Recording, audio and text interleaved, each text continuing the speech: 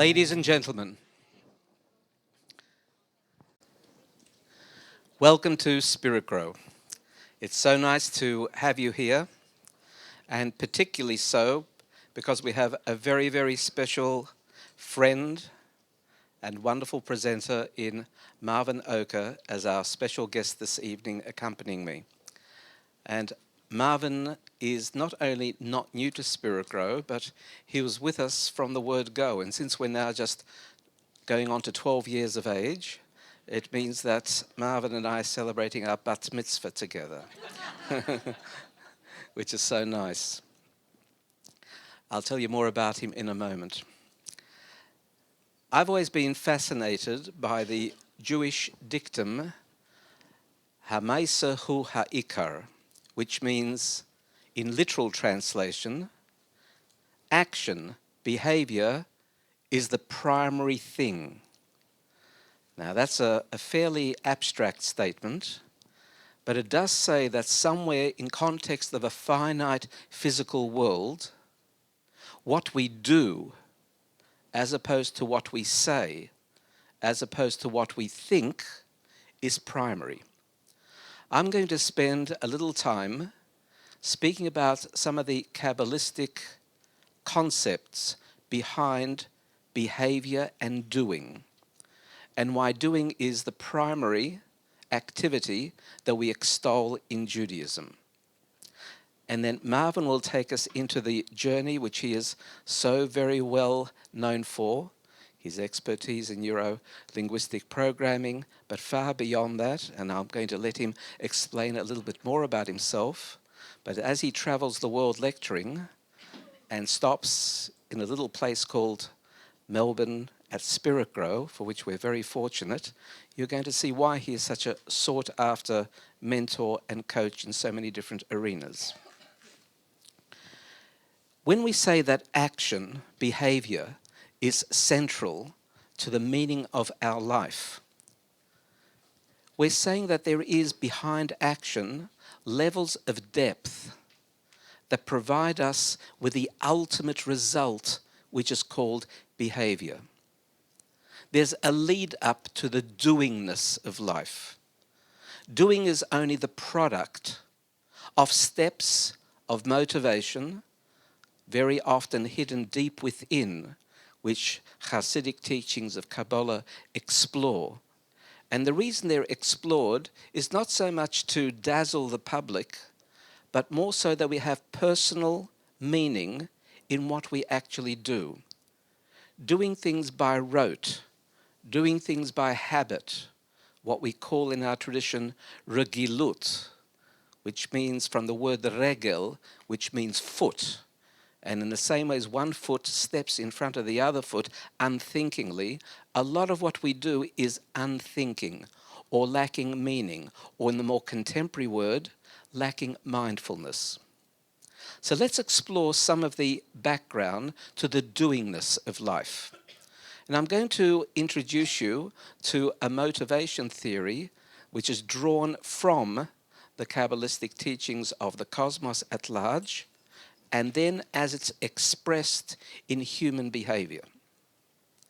So when I ask the question of many of my audiences here and overseas, what is it that is the primary motivation of human endeavor? What makes you tick? What is it that drives you? In Kabbalah, we use a word to answer that question very succinctly, and that word is oneg. In contemporary Hebrew, the word oneg translates as pleasure, or in the contemporary Western psychology, the pleasure principle. But we're not using it in exactly the same way as the pleasure principle. But what drives us, nevertheless, is pleasure. Ultimately, every single thing that we seek in life has a bottom line of pleasure, but we're talking here about higher order pleasure. The pleasure of connectedness, the pleasure of fully being personally integrated, the pleasure of being at one with the universe, the pleasure of having a sense of wholeness. Now, these are abstract terms, and yet there's no better way to describe it. And that's why love, which is the ultimate connectedness between two people, is an expression of oneg. So when people say, no, Laibl, that's not what I seek. David, can you just turn that off? Yeah, thanks. I seek security. But when you say, I seek security, I'll ask you the question, why? And what is security? And although this is not what we're doing this evening, if you look beyond the word security, you want something more. Security is a means to yet a deeper, more profound end. At the end of that journey of the asking of the whys comes the word oneg. But to achieve oneg is not simply to shift into gear. You need to achieve oneg through the drive, the willpower to achieve it. Unless you seek it and drive yourself towards it, you will not find it. In fact, there's a wonderful Talmudic dictum that says, Yogaita umatzasa. Only if you weary and toil yourself in seeking it, will you be able to find it.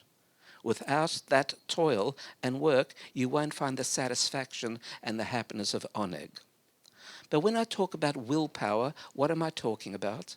What does it mean, wantingness? Where does wantingness come from? Where does the issue of desire arise from? These are again expressions, but not necessarily well understood. We don't desire with the right hand or the left finger. We desire with our whole being.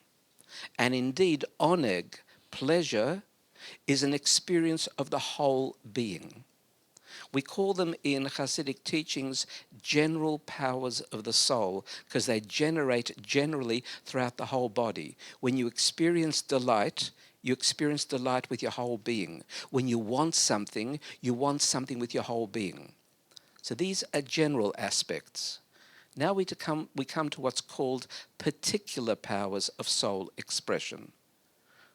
In order to be able to achieve what you want, you must strategize.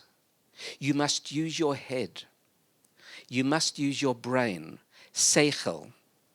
Seichel means that I know what I want. I've once upon a time experienced that delight.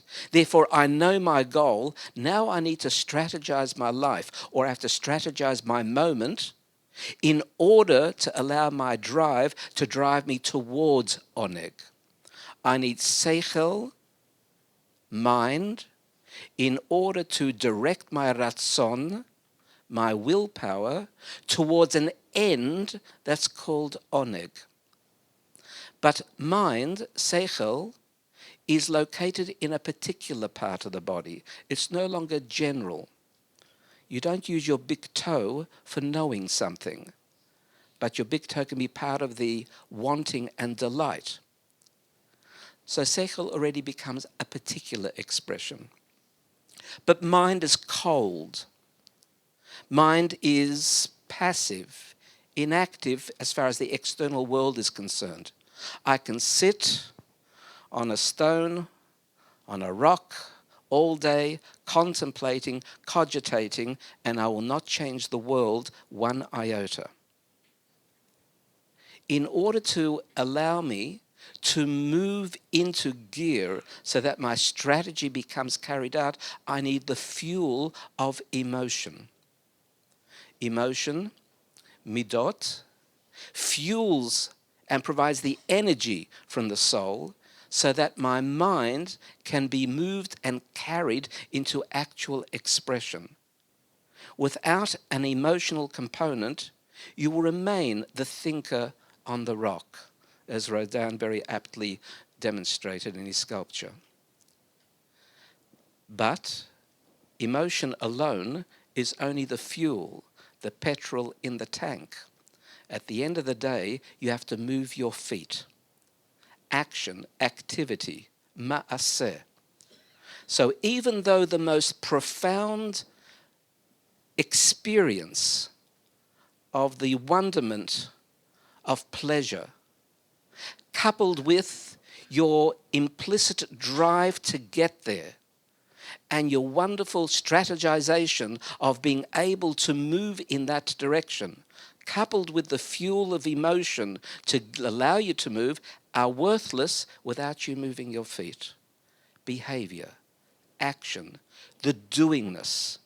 At the end of the day, you won't experience delight, the top of the pyramid, without the so-called feet moving you towards there.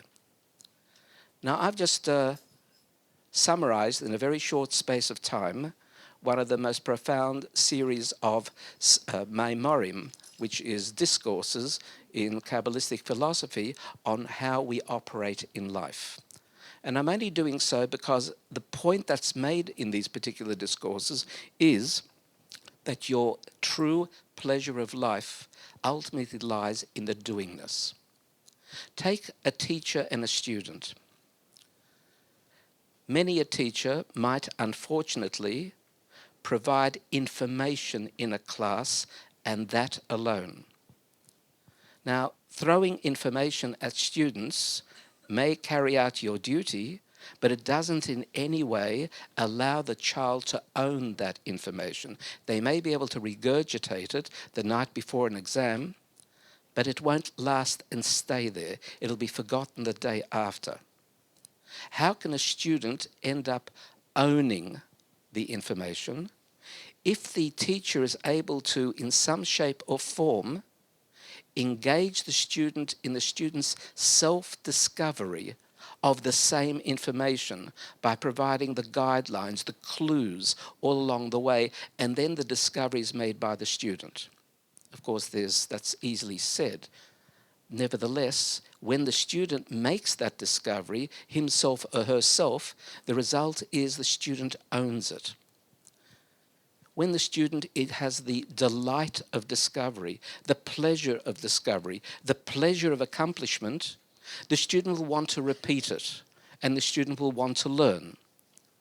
If the student is a passive receiver, that state of oneg will not be able to be achieved. So it has application in many aspects of life, of which I've only given one particular example. So now we know we're chasing oneg as the bottom line of our life, but it can only come through the doingness of things. If I might use another example before I go to this slide, it's a bit like learning to swim. I can ask you here to attend my next PowerPoint presentation on learning to swim, and I'll get you to move your arms and feet in your seat correctly, and I'll test you and give you a mark and give you a certificate at the end of the session, and then when you throw yourself into the water, you might drown. Because academically, you will know it, but you will not have done the doingness of it in order to experience that which can be gained only through the movement of the body as such. And that's true in all things. And that's why we also encourage students to be free to move while they're studying. Allow them to fidget. Allow them to move their hands and bodies. Because we found in psychological studies that students who are told to sit still and don't fidget, compared to students who are permitted to have body movements, learn much less or retain much less. It's the movement of the body that somehow also provides for the process of owning the information. Or in Jewish prayer, the movement of the body, the swaying of the body, allows a focused concentration which being still might not provide for. And there are other reasons as well. What we're doing when we're doing things in life is we're stretching the soul. What do I mean by that? When I think, my soul is coursing through the body and most specifically through my brain. The energy of neshama is expressing through the machinery of moach, brain. That doesn't take much effort. You don't use up much energy thinking. In fact, you can think the whole day and not be tired at all. Speaking, on the other hand, well, that takes a bit more energy, and some people are much better than others in having a continuous stream of words that come out of their mouth. But speaking takes more energy, whether it's more mental energy or more physical energy. And you can sort of lecture for a couple of hours and then feel somewhat exhausted if you've used the mind in conjunction with the sound of the words as such. In other words, speaking stretches the soul further out from its source through the body. But nothing compares to the stretching process of activity. And that's why if you exercise, go to the gym, go to the fitness center, you may be able to carry out an exercise for 5 minutes, 10 minutes, or even 20 minutes, but much less time than speaking, which in turn is much less time than thinking. There's an inverse relationship. When you do things, when you stretch your soul further out of the body, you're actually affecting the universe as such. Activity helps change the nature of the universe. You impact the world. Whether you caress someone or punch someone, the effect's got to be much more profound. When you do things, your soul touches the world more profoundly. And that's why the doingness is so important. In several weeks, we're going to have the festival of Shavuot, which is called the Festival of Weeks. The word Shavua means week. Why is it W-E-E-K? Why is it called weeks? Surely it should be called the Festival of Receiving the Torah, Matan Torah, which it also is, Man Matan Toratenu. But why is it called the Festival of Weeks? What's it got to do with the aspect of weeks? And the answer is because for 7 weeks between Pesach and Shavuot, we actually work on ourselves step by step so that we become more adept, specifically in the emotional fuel that fuels the activity of life.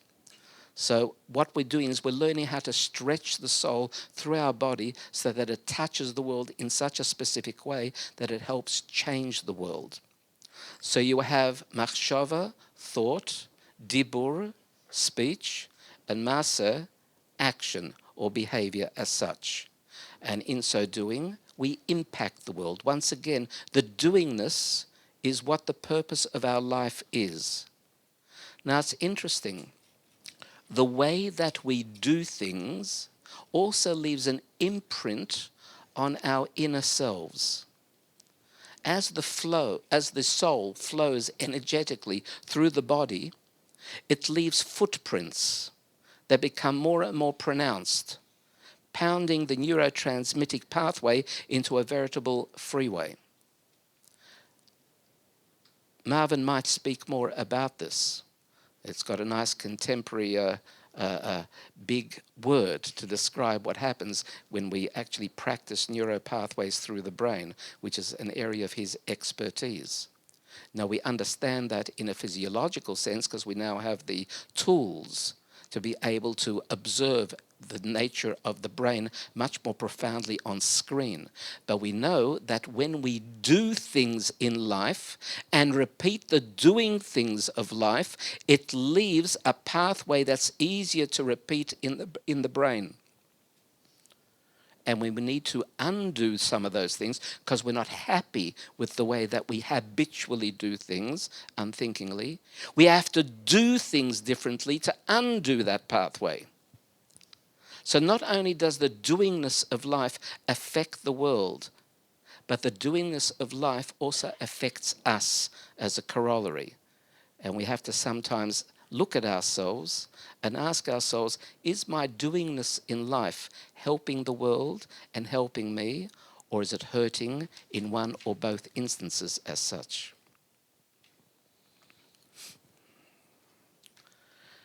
When we speak about the world, it's just a word. The truth is there's lots of parallel worlds, parallel universes, or olamot.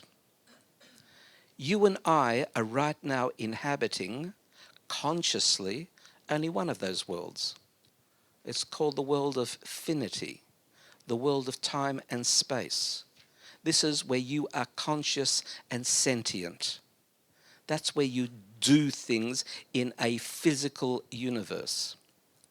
But parallel to this physical universe that you and I inhabit is also a spiritual universe which we also inhabit spiritually.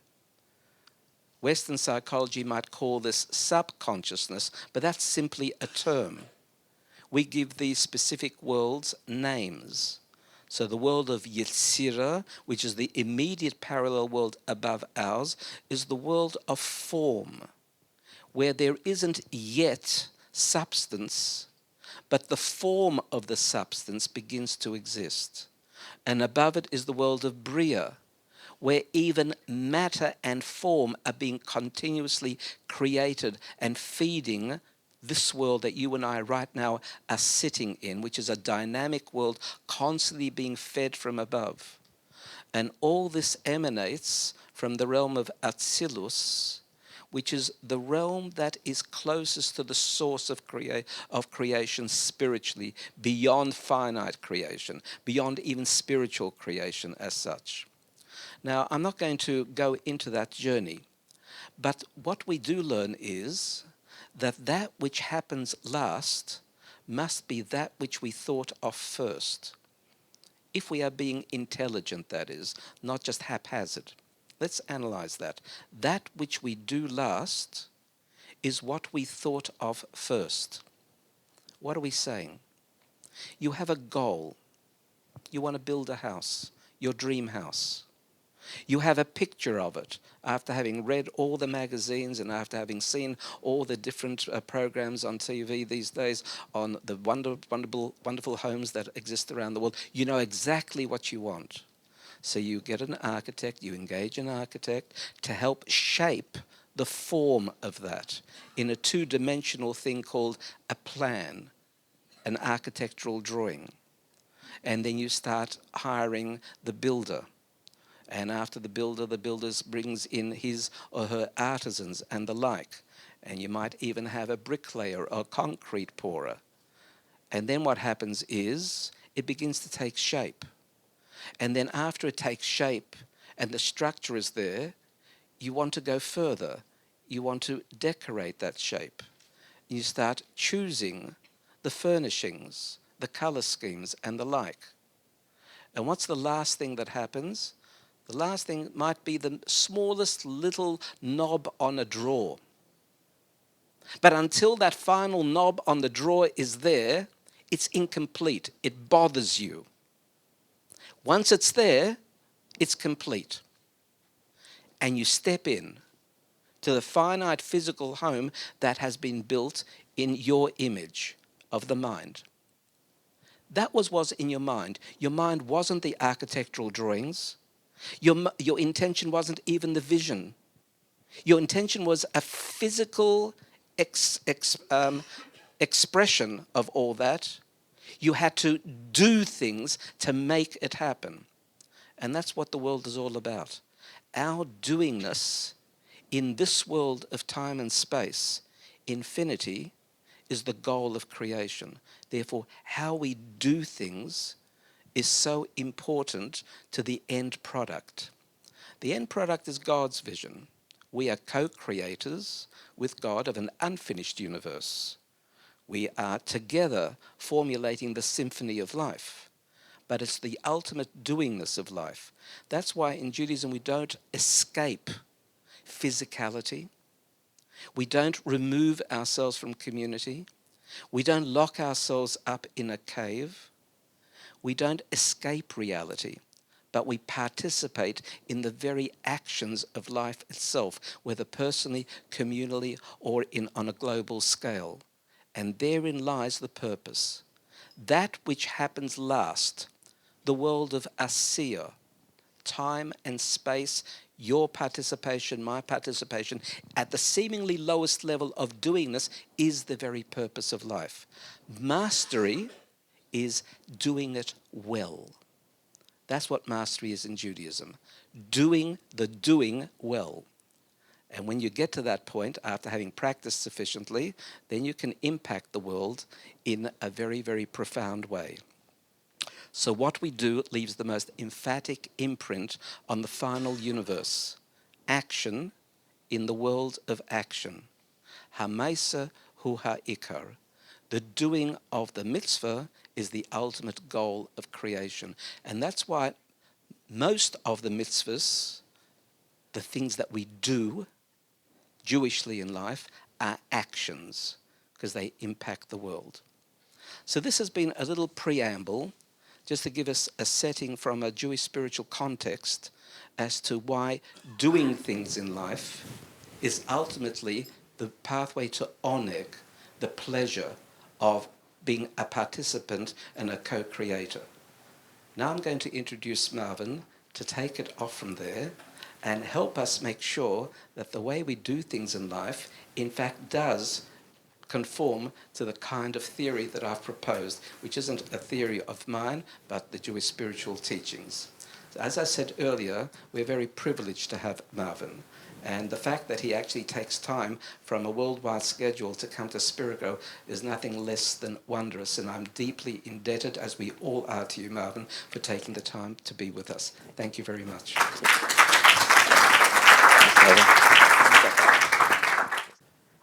Hello. Hello, it's great to be here. And again, thank you, Laibl. I get so excited listening to Laibl, don't you? I'm sitting there just going, oh, wow, this is amazing. When Laibl was talking to me about this particular evening, and he talked to me about being able to work through the body, and how to be able to work with the body and one's way of being and how that shapes one's way of being. I got extremely excited because I could see some instant connections right off the bat. He asked me just this evening, he said, did you enjoy getting ready, preparing for this evening? I'm thinking, this is so exciting. So I'm happy for you because I know what's coming, right? I know how much you're gonna like this. Now, in case anyone hasn't been with me before, in case you're wondering what this odd voice is, well, I have been living in Australia since 1980. I moved here in 87. I still haven't somehow lost the accent to where I've come from. So for those of you that do know, you know that I originally was born and raised in Hawaii, so you know how I like to start every presentation that I do. So turn to whoever's next to you and just look at them and say, aloha. There you go.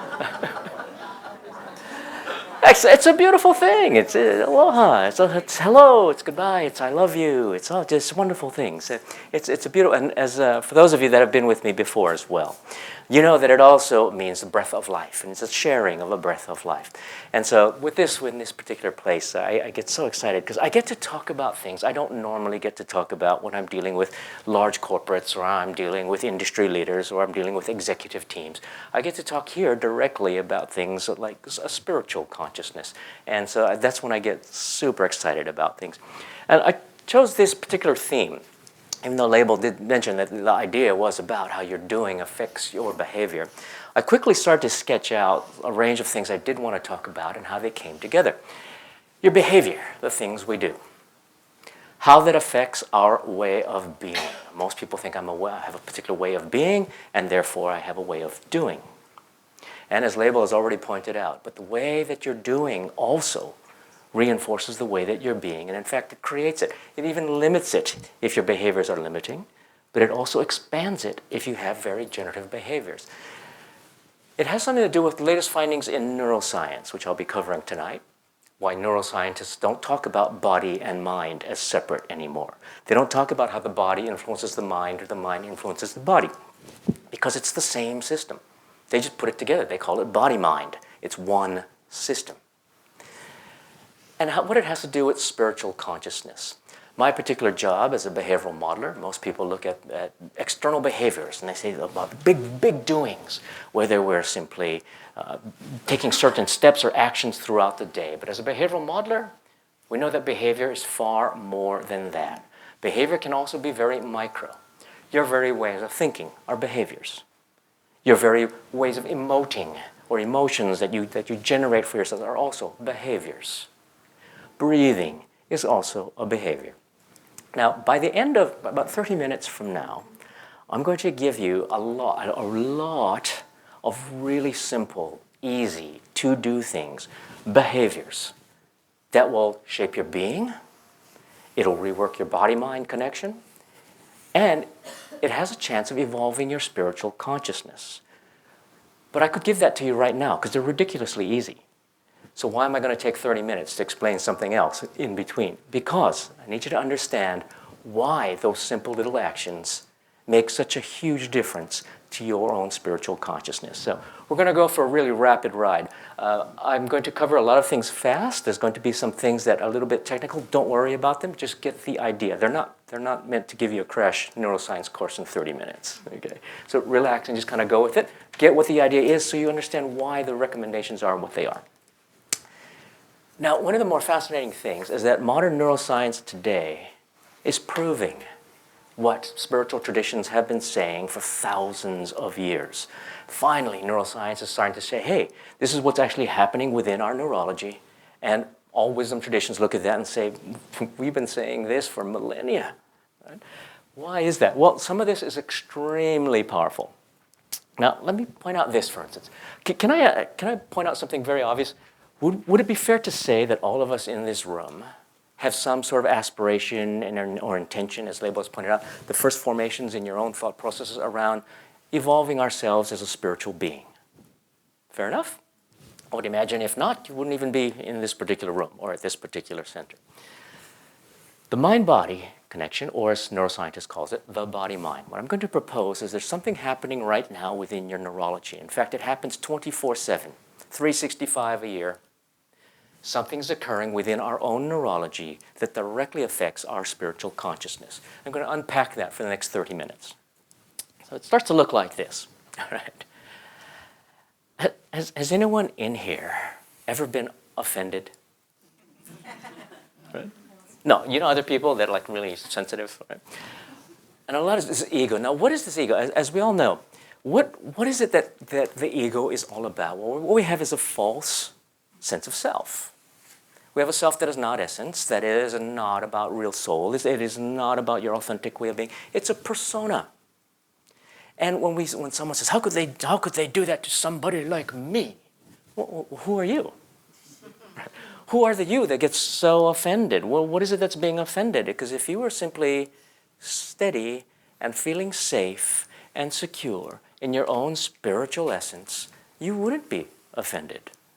What is it that's being offended? Well, just your concept of who you are and what people should and shouldn't do for you. But by definition, ego means you're not them. It means we're separate. So the idea of a spiritual consciousness of oneness doesn't exist when the ego takes hold of your consciousness. And it generates fear. The ego is always afraid of dying. It's always afraid of, what could happen to me? And to live in this state of fear, by definition, prevents us from really evolving ourselves in our areas of spiritual consciousness. You would have heard many times in different traditions that the two major emotions are love and fear. Fear is instant about separation. That can only be heard if there's a me to be hurt. Well, so we create these masks. We create these egos. And over time, what happens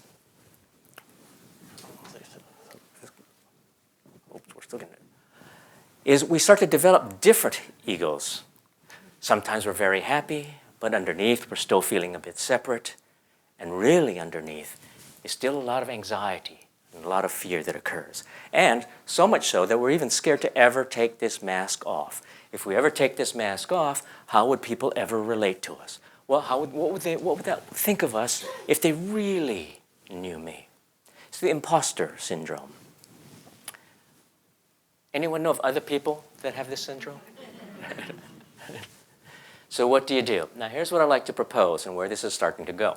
It's pretty obvious that if we live in this ego separation fear type of mentality, it's in the way of our spiritual evolution.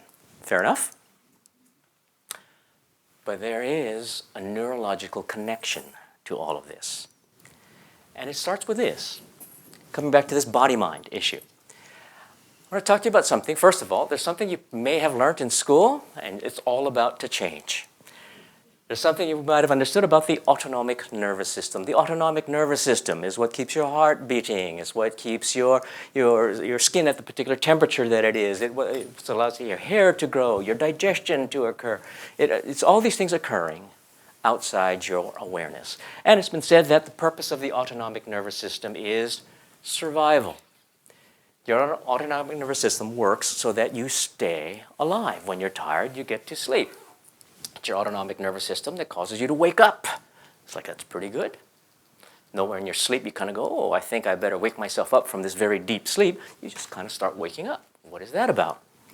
And it's often been said that it was about self-regulation. It's about homeostasis in your body is constantly working to balance itself in all of its processes so you stay alive. And it's about the fight or flight syndrome. You've got the sympathetic and the parasympathetic nervous system. On one side, when you're overly stimulated, it's fight or flight. On the other side, you've got parasympathetic relaxation and recovery. Does anyone remember that from old science school? Yeah. And then in about 1994, something just shattered that. And it is called the polyvagal theory, developed by a gentleman named Stephen Porges. Now, by any chance, most people will have never heard of it. Has anyone heard of it by any chance? A couple of people? One person? Two people? Usually it's getting great grounds in things like therapy work, working with people who have had trauma, post-traumatic stress syndrome. A lot of these types of things are very powerful. The polyvagal theory is starting to revamp a lot of the way we understand how the autonomic nervous system works and how we actually have what Stephen Porges calls pro-social behavior, how we engage with each other. So we're going to go into this very quickly just so you get the idea of what this is all about. So Stephen Porges, big deal if you want to, you look him up. Sorry, I'm standing right in your way, but that's right. That's right. There's a very big deal. Look him up if you will. Again, Stephen Porges released his theory as a researcher in 1994. Since then, like any science release, there's been people that have said, oh, I'm not sure about the research, etc. But then ever since 94, his science keeps showing up more and more validated as we go. So he's starting to win out over his proponents are winning over the opponents.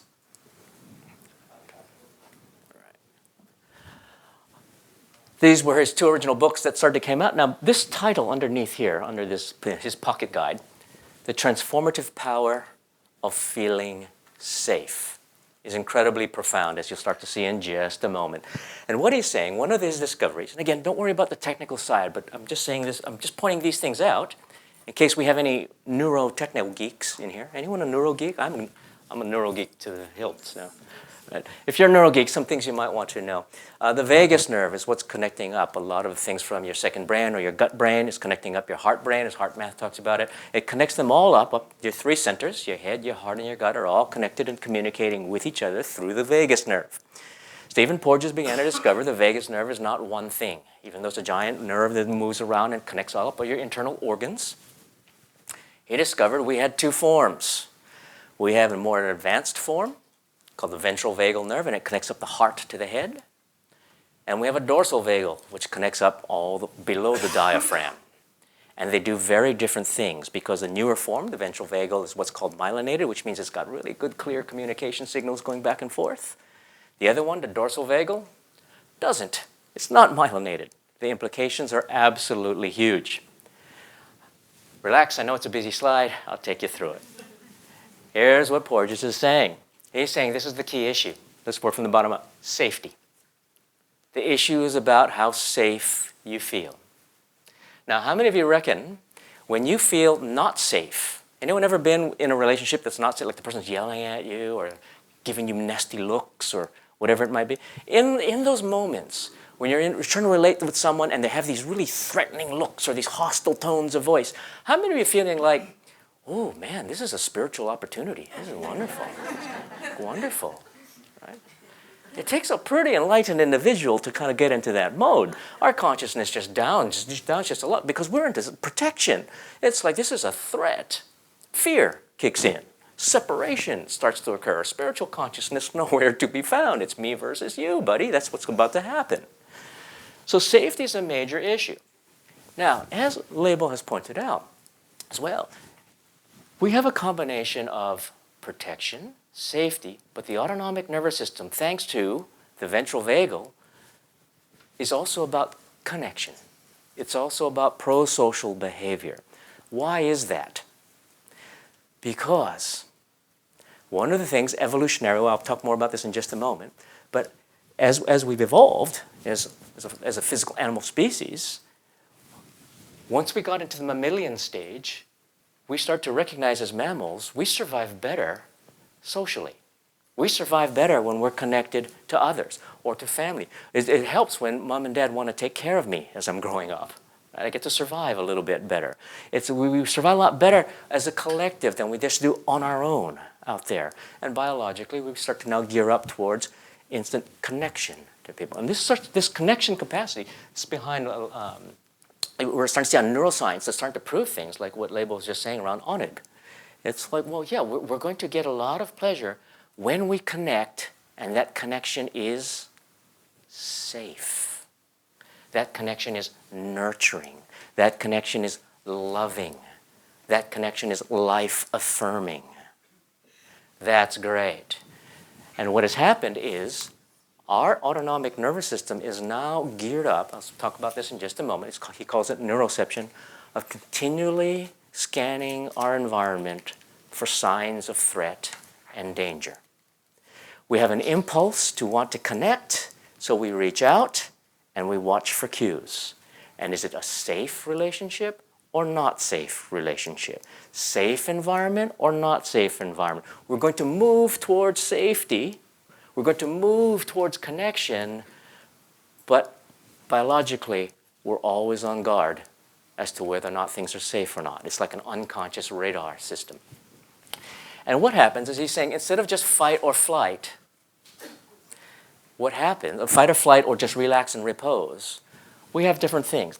We have, when we're at our best, when we're feeling safe, the autonomic nervous system engages the ventral vagal system, or the ventral vagal complex, and what happens is we go into social engagement. We start reaching out. As long as we're feeling safe, I'll say hello. We'll connect. I don't know you, but hi. We introduce ourselves. Right? It's a wonderful world. It's life. Well, onig abounds. It's a wonderful thing. But if I pick up any cues, or if you pick up any cues, particularly as we'll see in just a moment, facial expressions, voice tones in particular. If you pick up any subtle cues, what will occur outside your awareness? You don't have to think about it. Your autonomic nervous system will react. And it will start to go, bang, wait a minute, danger, danger, amber alert, danger. Right? And you'll start to now, your autonomic nervous system will now kick in the sympathetic response, and you're getting ready for fight or flight. Now, has anyone ever been in an argument with someone? Not today. Not today. or more appropriately, has anyone ever argued with you? What is an argument? An argument is suddenly it's like, hey, hang on, they're attacking my idea, or they're not being friendly to me, or whatever it might be. And you go sympathetic, and what happens is you start now getting defensive, you have a verbal fight, so to speak, or whatever it might be. And after a while, you might start to think, all right, forget it, I'm leaving. The flight syndrome starts to occur. And that's what happens when, unconsciously or at an outside your awareness, your autonomic nervous system is starting to pick up on danger signals. But what happens when the threat increases and it gets to the point where it's overwhelming? It is perceived as, or I should say it's neuroceived as life-threatening, that your life is actually in peril at this point. Now the freeze response kicks in. The parasympathetic goes immobile on you. And what happens is no action. Freeze, intense depression, apathy, can't even get out of bed sometimes. Or sometimes you think to yourself after an argument, why didn't I stand up for myself? Why did I just stand there? Because you went into the freeze response. You went into a passive protection system. The autonomic, and by the way, you might berate yourself. You might start to say, oh, I know better. You know, I've been to 15 personal development programs. I come to Spiritgrow every week. How come I just didn't stand up for myself and have a more enlightened response? Because these things are occurring inside your neurology outside your conscious control. It's just happening. Bang. Now, as Stephen Porges will point out, it's not even that.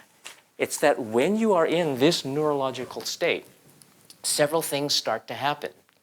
You actually do change neurologically and biologically.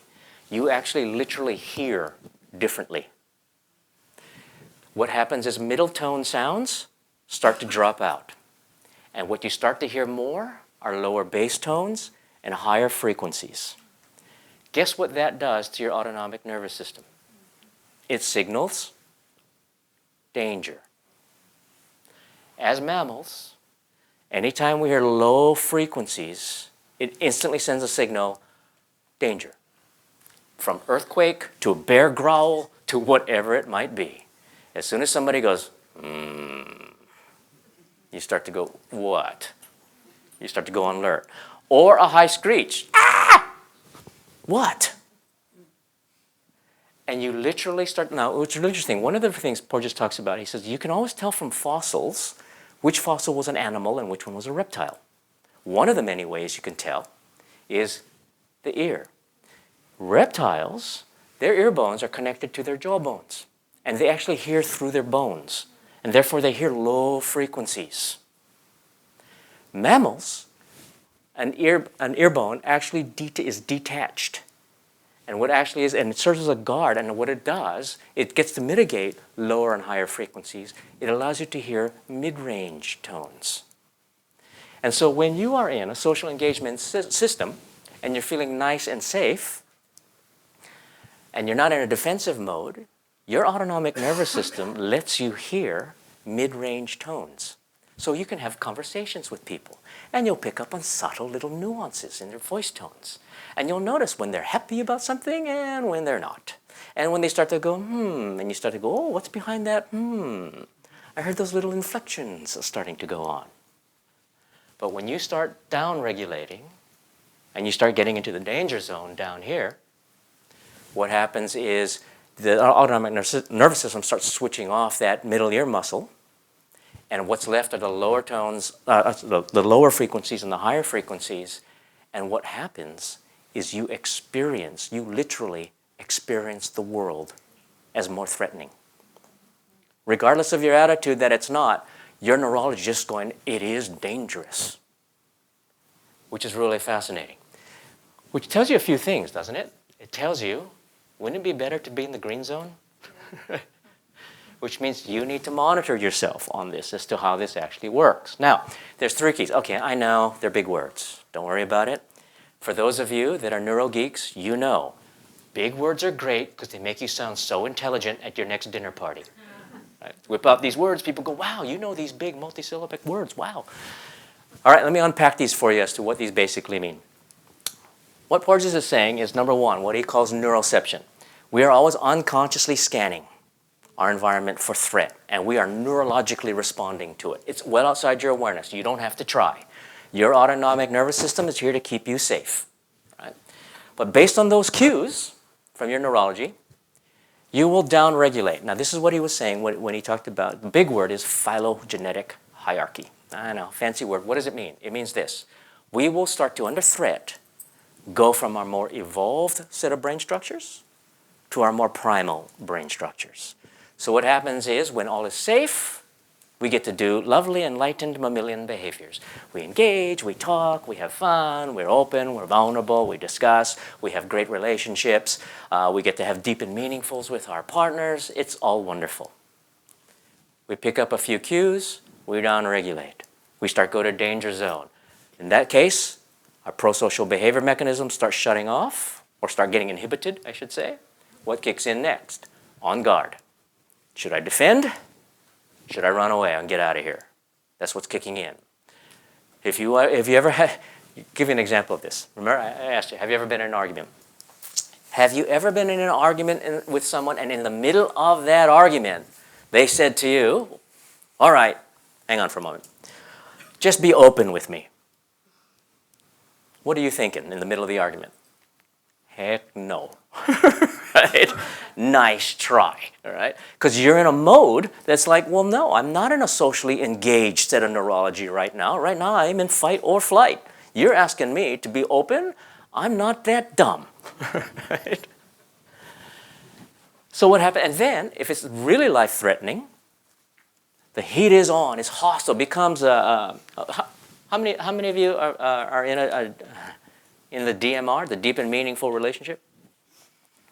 No one? This is awesome. None that you'll admit to anyway, obviously. All right. So say you're with your partner and you're in a deep and meaningful relationship with them, and for it just happens to be, I don't know, the moon's in the position, whatever it might be, and you just happen to be having a really heated argument in those times, right?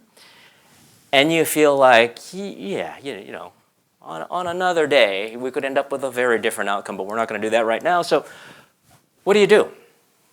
What do you do when you just realize it's no win, man? You are done for this. This is going to end up nowhere good, no matter what you do next. What do you do? Run? What? Go to the gym. You leave, right? You leave, but in that moment, what do? Freeze. In that moment, you do nothing. You say nothing. You don't do anything. You're thinking, I'm frozen. I can't do a thing. But nothing to do. And it's been downregulated. And at this point, if you start to go, great, remember, this is a spiritual opportunity. You're thinking, it wouldn't even occur to you, that thought, in that moment. Right? Right now, it's pure separation. It's pure unspiritual. It is purely me versus you, and I'm losing. And at that point, where's access to our spiritual consciousness? Our neurology right now is not on our side. We need to do something about that. Oh, by the way, the last one, co-regulation. Now here's the thing. Here's where it gets a little bit shocking. All right, how many of you can recall arguments with a partner, a work colleague, if you're a customer, if you interface with customer, whatever it might be, and they were just okay, in all spiritual lovingness, they were being idiots. You ever had one of those? Good. And in that moment, they're sending you a lot of cues that's making you downregulate. What do you reckon your behaviors were like? Your behaviors were probably defensive, getting aggro, a little bit hostile, and what are you doing to them? You are sending their autonomic nervous system cues to go defensive, to go unspiritual, to actually start going to fight or flight, or to freeze. And this is what Porges is calling. He's saying the autonomic nervous system, we go into co-regulation. We are actually regulating each other's autonomic nervous systems. The responsibility on this is profound.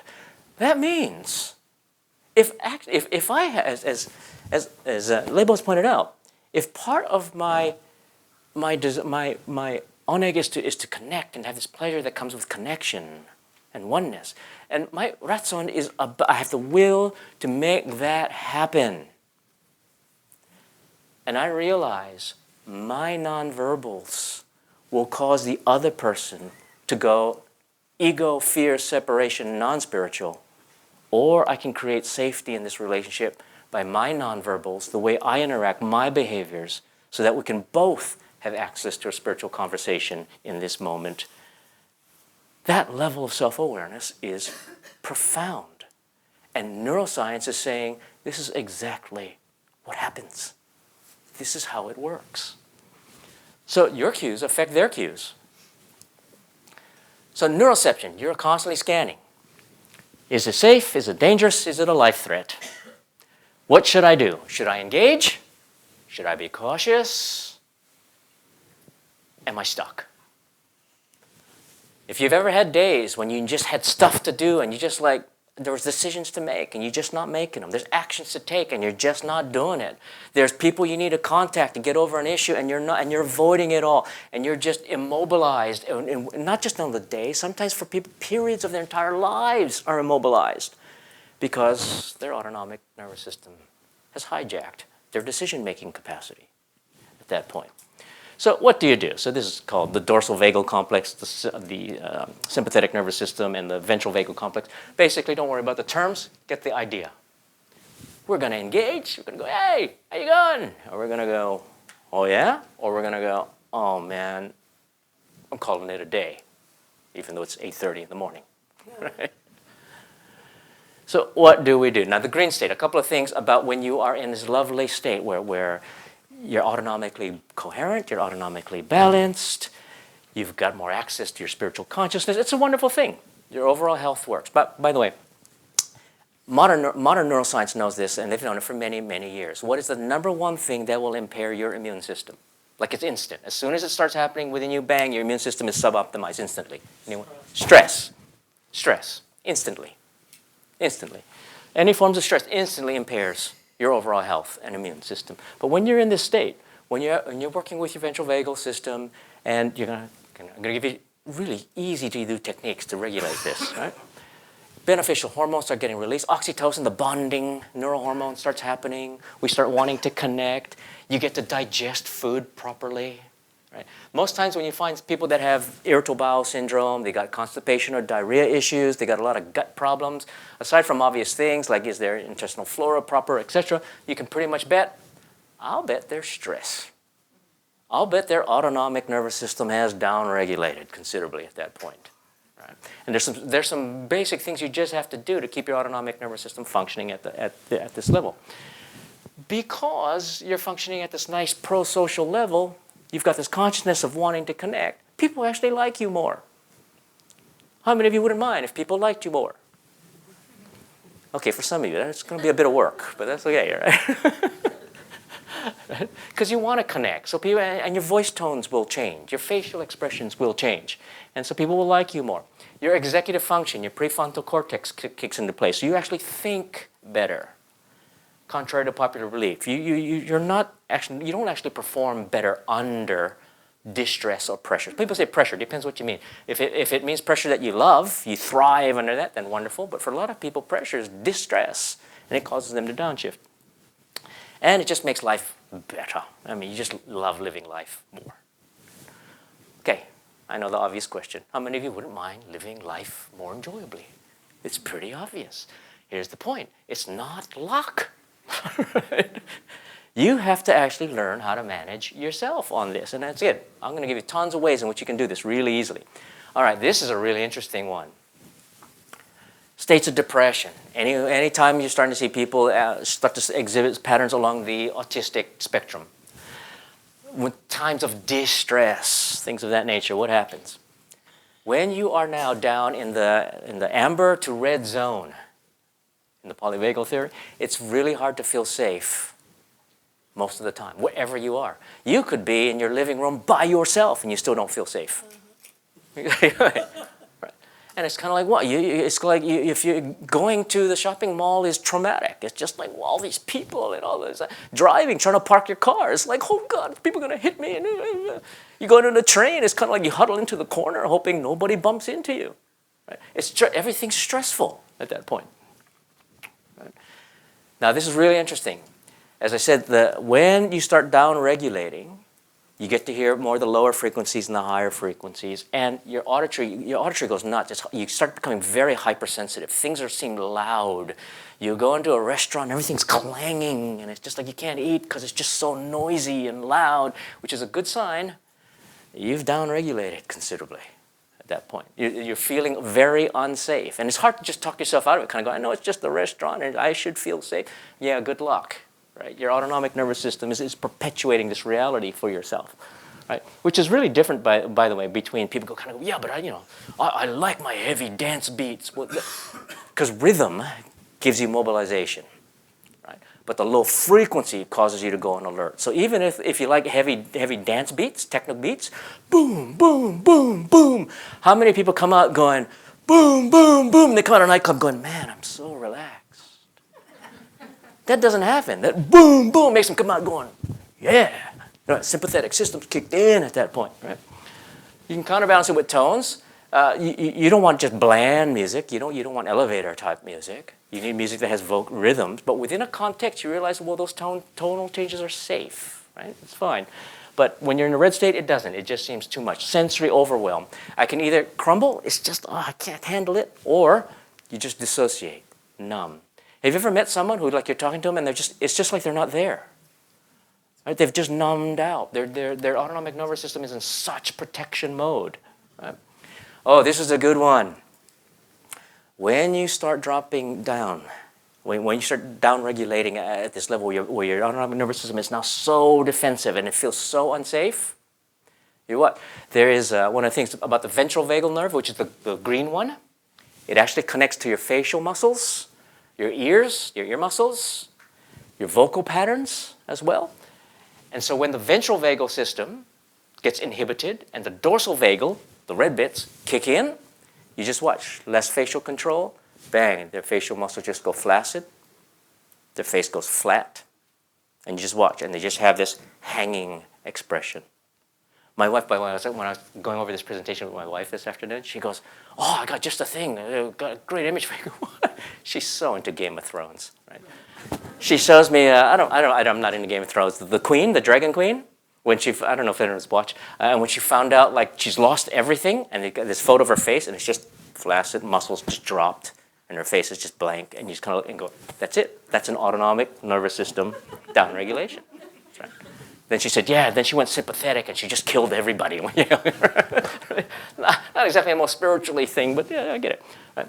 So when you start to see flat, so think about it. When you're in pro-social behavior and you're engaging with someone, what's it like? What's it like having a conversation with them? They're going, "Oh, hi, how are you?" And they're expressing their face. And they're going, "Oh, wow, really?" Right? They're talking to you, and they're very expressive. And then you talk to someone else, and they start to go, "Hi. Okay. So what'd you do on the weekend?" Okay. What are you thinking? Uh-oh. Is this Ted Bundy? It's like, do we have a serial killer on our hands? What's going on? Right? Lack of vocal prosody, which is a fancy word. Prosody basically means a song-like quality into their voice. The mid-range tones in their voice. Right? Disney's wonderful for that. Listen to any one of their characters, and they got vocal prosody in there. Any one of the princesses in the Disney movies are like, oh, their voice tones are just so wonderful. High heart rate, low vagal tone. Basically what that means, for those of you familiar with heart rate variability, you'll start to see their heart rate variability is incoherent at that point. And finally, all the symptoms that occur with an impaired or a suboptimized autonomic nervous system. Your immune system goes down, digestion problems, you catch colds a lot, lots of infections, all those types of things start to happen. All the autoimmune diseases start kicking in, etc., because they're constantly in protection mode. You gotta understand, when your autonomic nervous system is busy protecting, it is not doing its other job, which is repairing, recuperating, rejuvenating, healing. It doesn't get to do those things because it's busy protecting. So if you're feeling fear all the time and anxiety all the time, you're not healing in those moments. So again, the part of the vagus nerves goes back to the facial muscles affecting voice tones, hearing, and things of that nature. Okay, quick exercise to do, just so you get the idea, right? So again, we've got the high vagal tone, the green. Person is thinking, oh, this is wonderful, their heart's connected, they're loving people. You got the one in fight or flight, in the amber mode or yellow amber mode, and in the red, we're starting to collapse. But let me show you the example of co-regulation. So first of all, turn to a partner, turn to whoever's next to you. It's a quick little 5-minute exercise or less. Turn to whoever's next to you, say hello, introduce yourself if you don't know them. Hello, hello, hello, hello.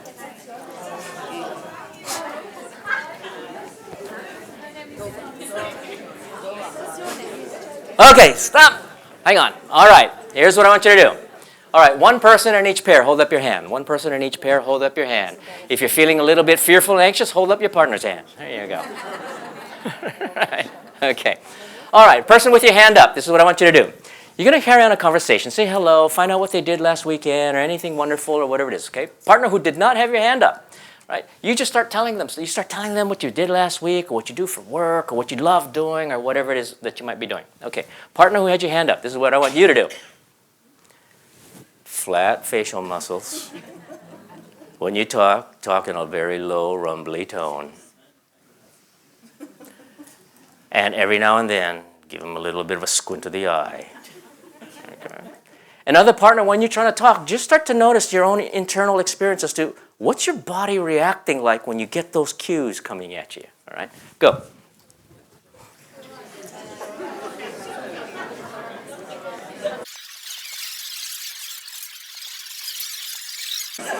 Okay, stop. Swap roles. Other partner, try and tell you know, this time the person who had your hand up, you start trying to tell them about something you're excited about, and now other partner, just Drop your facial muscles, drop your voice tones, see what happens. Oh, there's two parts, yeah. And it's huge. So the ventral vagal, because it's myelinated, you've got control and you've got regulatory control. Whereas with the dorsal vagal that actually goes to your gut and it's reactive, it's unmyelinated. So it just goes bam. Yeah. Because the unmyelinated nerve endings are actually coming off the reptilian brainstem. Okay. Yeah, whereas the other one's actually coming off the mammalian and the limbic system. Wow. Yeah. And so it's a completely different, phylogenetically, it came later. The ventral vagal system came later. Yeah. Yeah. I knew in the beginning that those nerves used to be non-myelinated. Oh, yes, that's right, yeah. Yeah. Oh, so one of his colleagues, one of Stephen Porges' colleagues is Peter Levine. His whole thing is on trauma therapy. So, yeah. Costa Rica says that the cerebral cortex and the amygdala, they don't talk to each other. It can if it downshifts. Yeah, it can if you downshifts. Okay, hold on, stop. Okay, last part of the exercise. Both of you now carry on the conversation, find out what's exciting or interesting to the other partner or whatever it might be, so both of you are having this. But this time, before we do this, I'm just going to take you on a quick little 60-minute little visualization. And so when you're going to talk with your partner, you'll be in a state where you actually do really want to connect. You feel engaged, you feel safe, you got big facial expressions, you got more variety in your voice tones, etc. So before you kind of engage in that, sit upright if you will. Okay. Good, and if you can keep your eyes open or closed, it's up to you, but take a deep breath and just breathe deeply and evenly and continue a nice, even, rhythmic breath down into your diaphragm. As you breathe a full-bodied breath, imagine breathing into your lungs a feeling of safety. What if you're simply safe right now? Right now you're sitting in your chair and you're here. No one wants to harm you. In fact, people want to get to know you. So just relax and breathe. And if you believe it's a loving universe, and we have a loving creator, breathe in that love into your heart area. Allow your gut to settle down.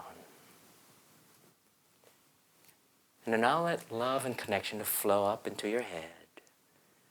Notice how you might notice certain sensations of wanting to smile in a smiling universe.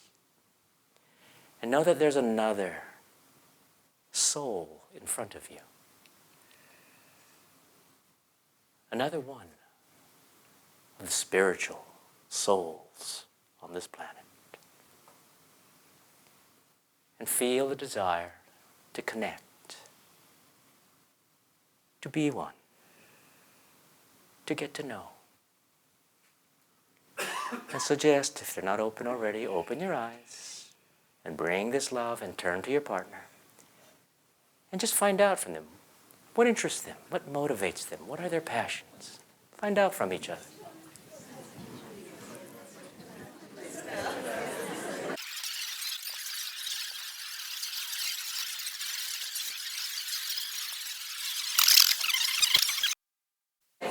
Okay, start to finish up.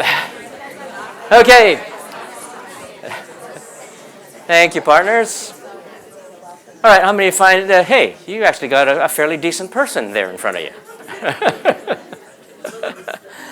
Okay, what's different? What's different in your internal experience when you have a partner that's sending you cues that you're kind of going, I don't know if this relationship is a good one or not, versus one that you kind of go, hey, I can really connect with this person. What changes in your experience?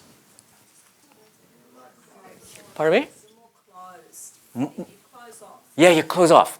Yeah, it's a defense mechanism. Suddenly the separation happens if they're sending you these cues and you kind of go, well, I don't know about this. What else? Connection. What about the connection? Impulse. Yes. Yes, and what's it feel like in your body? It feels positive. Yeah. Yeah. Yeah, so your autonomic nervous system is starting to regulate your neurology, kind of going, hey, you know, when you're feeling safe and you're feeling connected, we've got a better chance here at having some sort of spiritual consciousness being brought into this world here through our behavior. If I can shift my behaviors to start to keep me up in a high vagal tone, I've got more chance of staying connected spiritually than when I start going into fear responses. And part of it is, remember, it's co-regulation. It's not just about the cues you're getting from them. The point is, every interaction you make, your cues are making them either become fearful, guarded, defensive, separate from you, or there's the opportunity to actually connect and open up.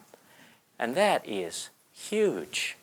Now, in case you, for anyone, I won't go into this, don't worry, it's a busy thing. I know that for some of you, you're going to start Googling right away polyvagal theory. You're probably going to come up with this graph, which is the way he starts to explain it from the three different systems. I found that there is a simpler diagram that goes for it, that it's one version of it. And it basically says this: ideally, we want a socially engaged system where we are in high ventral vagal tone, where we are in a nice pro-social behavior, we're in autonomic balance, everything is wonderful. And then we have to keep monitoring. We're scanning our environment, looking for cues. Safe, not safe. If it's not safe, we're going to go into sympathetic mode. The next system, well, what will happen is social engagement will start shutting off, or I should say connection starts shutting off, gets inhibited. What happens next? Bang, you're either going to go into fight or flight, some variation of it. I'm going to get defensive, I'm going to get aggro, I might go passive aggressive, I don't know what it is, or I might just stand up and leave, whatever it is. But something's going to happen because the sympathetic system kicks in. If it still gets even more threatening, hey, I don't know what to do. I think I'll just sit here until tomorrow. Whatever it might be. So we've got parasympathetic immobilization at that point. That's what happens when it's not safe. When you do feeling safe, by the way, there's nothing wrong with dorsal vagal, and there's nothing wrong with sympathetic. That's not the issue. The issue is the consciousness you have as to whether you go ego, fearful separation, or whether you stay spiritually connected in our context here tonight.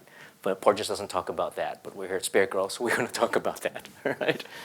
Because what can happen is when you're normal functioning safe, you want sympathetic systems to come in every now and then. Every now and then, if you want to go play sports, you want to go dancing, you want to do whatever, you need to go up and take some productive action, you got to go to work, you want your sympathetic system to kick in. You just want to feel safe when it happens.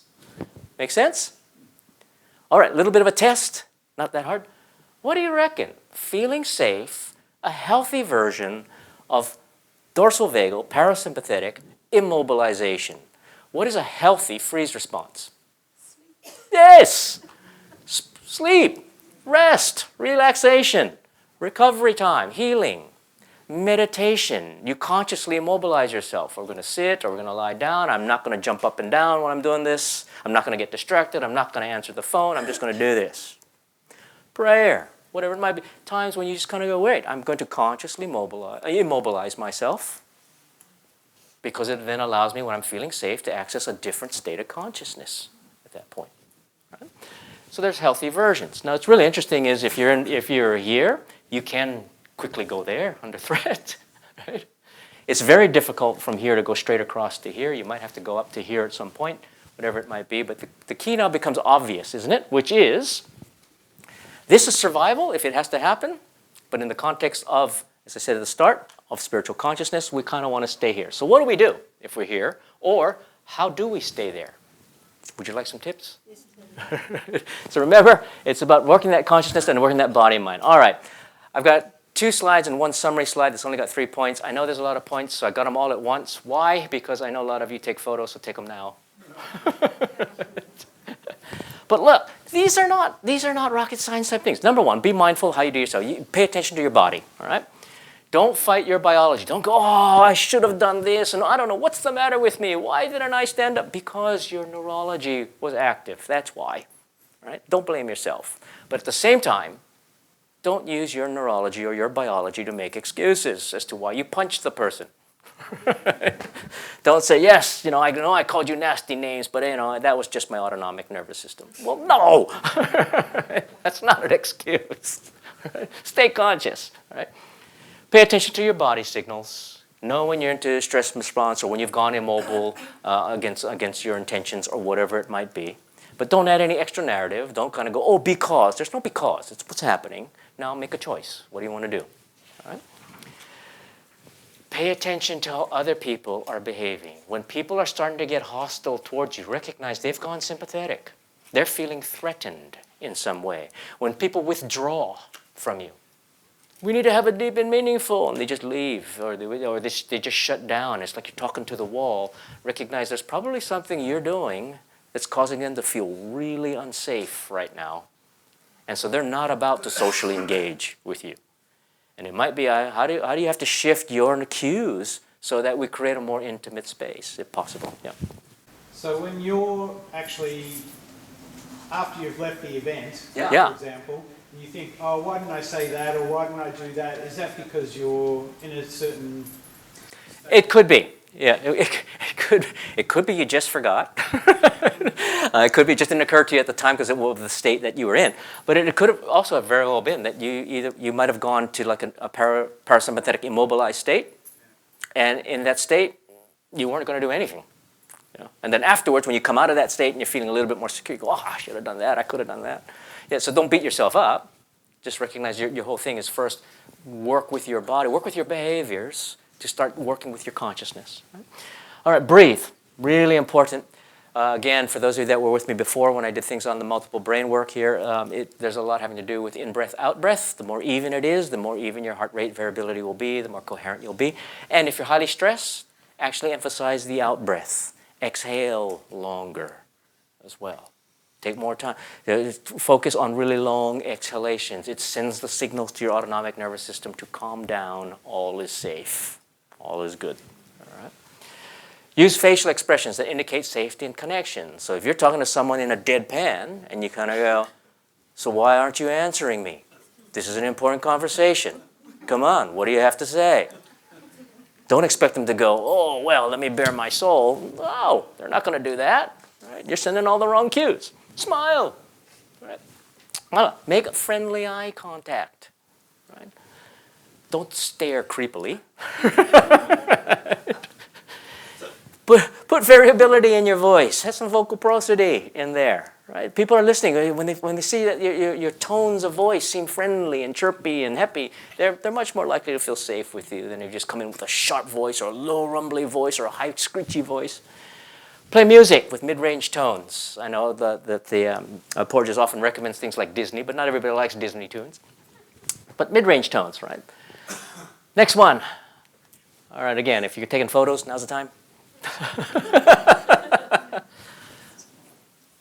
Activate your vagus system, right? Move. I don't mean move house. I mean like move your body, right? Get movement. Work your voice as well. Get a massage. Stretch often, right? Focus on creating psychological safety in all your environments. When appropriate, touch. Really, really important. Hug more. Real hugs, not just goodbye, hello, those types of things. But if you've got a deep and meaningful partner, a life partner, lots of physical affection is really important on a whole host of reasons, also down here as well. Peter Levine, who works a lot with polyvagal theory and was one of the cohorts of Stephen Porges years ago, does pioneering work on trauma, working with trauma therapies, etc. And one of the things he often talks about is he works with trauma victims. One of the exercises he has them do, one of the hundreds he has them do, are things like just literally feeling their body. And sometimes when they're just feeling like, just feel the external to your body and just connect and breathe. And as long as you start to feel that my body's here and I'm safe, it's not out there, it's not open to attack, but it's right here and I'm safe. And he gets people really connected to their body and getting them associated to, you're actually safe. From your skin inwards, you are safe. And it just gets people grounded and centered again, rather than off in their imaginations as to threats, etc. Develop your social support networks. It's obviously so important. It's the connection mode. that goes with all of this. And again, I don't know if anyone's read the book on around lost connections, around how some new treatments on depression, and you're starting to find that it's not, you don't treat depression with drugs, you don't treat depression with, with a whole range of things that most Western science, Western medicine thinks. He said one of the key things is social connections. It's connections to each other, it's connection to meaningful work, it's connection to purpose, it's connection to a lot of things, but it's that sense of actual connection will lift a lot of people. When they feel separated is when the depression kicks in, when they start feeling alone, helpless, hopeless is when it starts happening. So connection is really important. Sing. Borges talks a lot about this. Sing, right? In your car, in your shower, right? Wherever you won't offend others. It's just Sing. Why? Because the long exhalations, right? The singing actually regulates your autonomic nervous system. Chant, make intone sounds, make extended sounds, can connect them, and obviously play more. Be more in a play mode. The more you start to realize the world is safe and you can play, life just starts getting better. And you're trained. Laibl talked about this a little bit earlier. What happens is when you do a new behavior, you try and play. You go, I don't know, I've never done that. Let's try. Let's play like a kid. Let's play. And you do a new behavior you've never done before. You don't do that often. In order to do that, your neurons have to fire, and they will form a new neural pattern, a new neural network. And if you do it again and again, those patterns get stronger and stronger, and they do more than get stronger. If you do, anyone notice, you know that old adage of you keep practicing, you need 10,000 hours for mastery, all that stuff? You know what happens when you do the same thing over and over and over? Those neural patterns not only start forming, a process occurs called myelination. And what myelination does is a protein sheath starts wrapping around those nerves, and what it does, it's like insulation. What happens is the nerve signals now don't fly all over the place, they start getting really efficient and really channeled, and you find you not only start preferring to do more playful behavior, more enjoyable behavior, you actually get better at it. You get more efficient, more effective, you get more masterful at it because the myelination is just making you getting better and better and better, right? And as Laibl was pointed out, sometimes just do the act. Literally, neuroscience is showing doing a behavior, especially a new behavior, literally changes you physically. You are a physically different person. A different neural pattern will form. Your body will start reshaping to actually do that behavior more and more often and more masterfully if that's a skill you want to develop. You may play a skill. Go for it. Play at playing. Pretty obvious. Now, I know those are two big things, so if you have to slow it down to just 3 things, make it really simple for yourself, it's this. Number 1, breathe. Full diaphragmatic breathing. Number 2, use your body and voice to keep yourself in high social vagal tone. Literally, smile more. Use your facial muscles more. Literally, change your vocal variabilities more. Right? Usually, I'm saying, actually move differently. Right? Take a dance class. Go for it. Nobody's watching. Right? And obviously, number 3, co-regulation. Use your body and voice to keep others in a high social tone as well, which means don't use flattened facial expressions because it's sending the wrong neurology to yourself as well as the wrong signals to them. Through co-regulation, you can keep each other, you can keep our colleagues and our friends and family and our loved ones in a high social tone where we have more access to a spiritual consciousness. And that's the whole point, what I'm saying. What you do directly affects who you are. You work your neurology, and we've got a better access to a spiritual consciousness. So when Laibl gave me this topic, and I started putting this together, I'm going, I get to actually talk to people about this? I'm excited. So thank you. We've gone over time. Thank you for your time.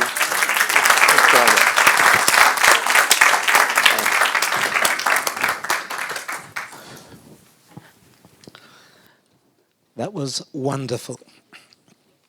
Isn't it amazing to have Marvin here, so full of information? And as he was speaking, I was trying to understand in my own mind, what's the difference between the spiritual and the tangible? And when we study the tangible, which was what's so much that Marvin had shared with us, what we're really discovering is how wonderful the creation of the world is. There is no fear in studying the nature of the universe. Science simply unfolds higher truths. And as we follow these slides, and as we follow the way that Marvin so eloquently expresses them, we get a sense of the wonderment of who we are and the context of our life as such. Spiritual and physical are simply two sides of the same coin, and we should always try to blend the two together to create an integrated whole. So I'd like you to give a round of applause to Marvin for your wonderful presentation. And to repeat again how privileged we are to have had your presence with us. Thank you very, very much for joining us, and I wish you a lovely evening.